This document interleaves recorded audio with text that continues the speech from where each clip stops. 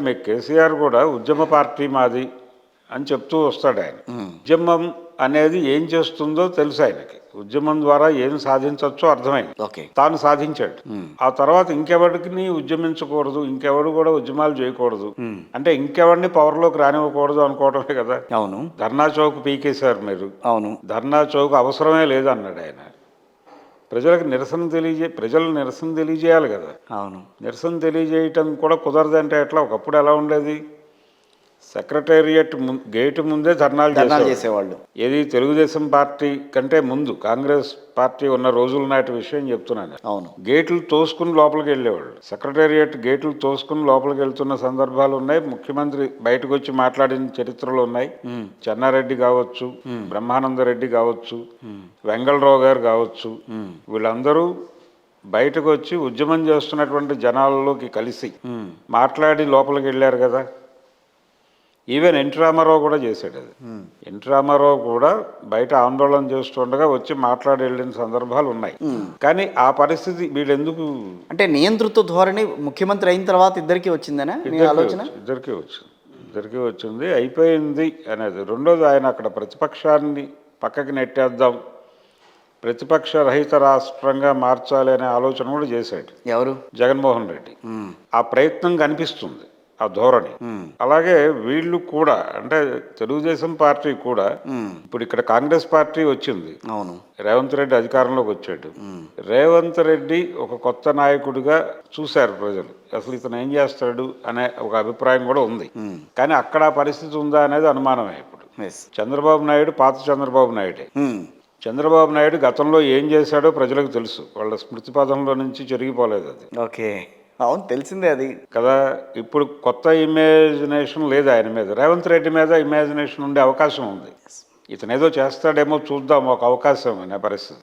చంద్రబాబు నాయుడు గారికి కొత్తగా అవకాశం ఏమిస్తారు? ఆయన ఏం చేస్తాడో ఆల్రెడీ 14 ఏళ్ళు చూశారు కాబట్టి ఇప్పుడు కొత్తగా ఆయన్ని, కొత్త చంద్రబాబుని చూడలేదు జనాలు. ఆయన అరెస్టు మీద ఒక సింపతి వేవ్ ఉందని తెలుగుదేశం పార్టీ చెప్తోంది, కానీ ఆ సింపతి వేవ్ ఏం లేదు. వాళ్ళు 7 గంటలు ఆయన ట్రావెల్ అయ్యాడు. జనం చాలా మంది వచ్చారు కదండి. రాజమండ్రి నుంచి విజయవాడకు దాదాపు 7 నుంచి 8 గంటల పైన వాళ్ళ యాత్ర నడిచింది. అవును, ఈ యాత్రలో చాలా మంది బయటకు వచ్చారు, చూశారు, వెళ్ళారు. అది సింపతి కదా. ఇది సింపతి వేవ్ అనేది మాట్లాడుతున్నారు, కానీ దీనిలో రకరకాల సెక్షన్స్ ఉన్నాయి.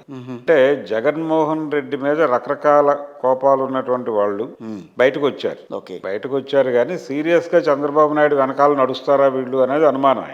మీకు ఆ తర్వాత ఎక్కడ ధోరణి పబ్లిక్ లో డైలాగ్ నడవాలి కదా. ఆ డైలాగ్ నడవటం అనేది లేదు.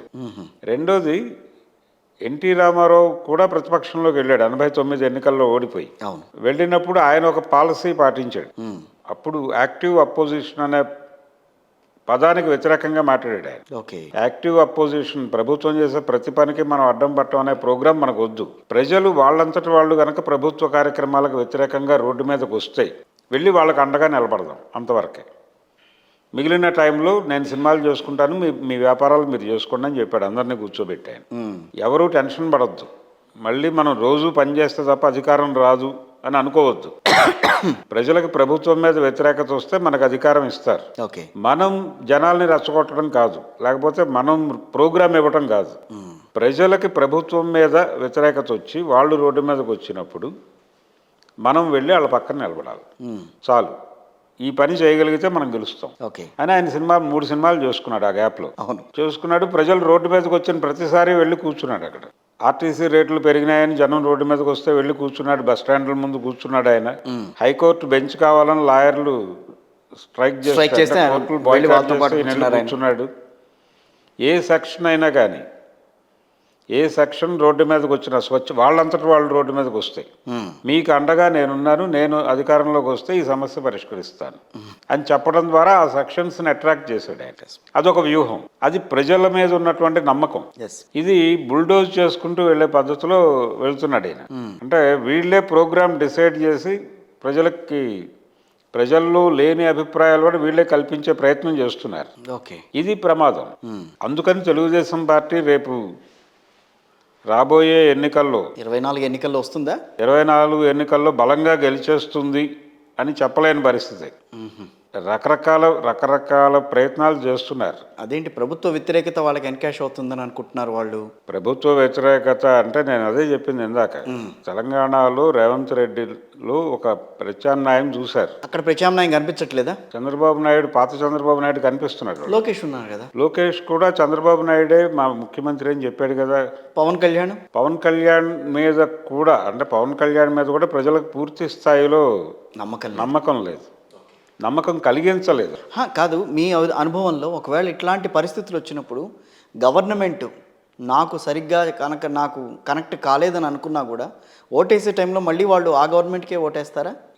జగన్మోహన్ రెడ్డి కాన్ఫిడెన్స్ ఏమిటి? రూరల్ ఓటు తెలంగాణలో వ్యతిరేకంగా వెళ్ళింది, రూరల్ ఓటు నేను సెక్యూర్ చేసుకున్నాను అనుకుంటున్నాడు ఆయన. ఇక్కడ అంటే ఏపీకి వచ్చేసరికి మీకు ప్రభుత్వానికి అండగా నిలబడటానికి సెటిలర్ ఓట్లు అనే ఒక సెగ్మెంట్ లేదు అక్కడ. అవును, అర్బన్ ఓటే ఎక్కడుంది అనేది కూడా అనుమానమే. అర్బన్ ఓటు, రూరల్ ఓటు అని ఒక డివిజన్ లేదు అక్కడ. తెలంగాణలో ఉంది. సో అర్బన్ ఓటు ఉంది అనుకుంటే అర్బన్ ఓటులో కూడా పూర్తి స్థాయిలో తెలుగుదేశం వైపు ఉందని అనుకోవడానికి లేదు.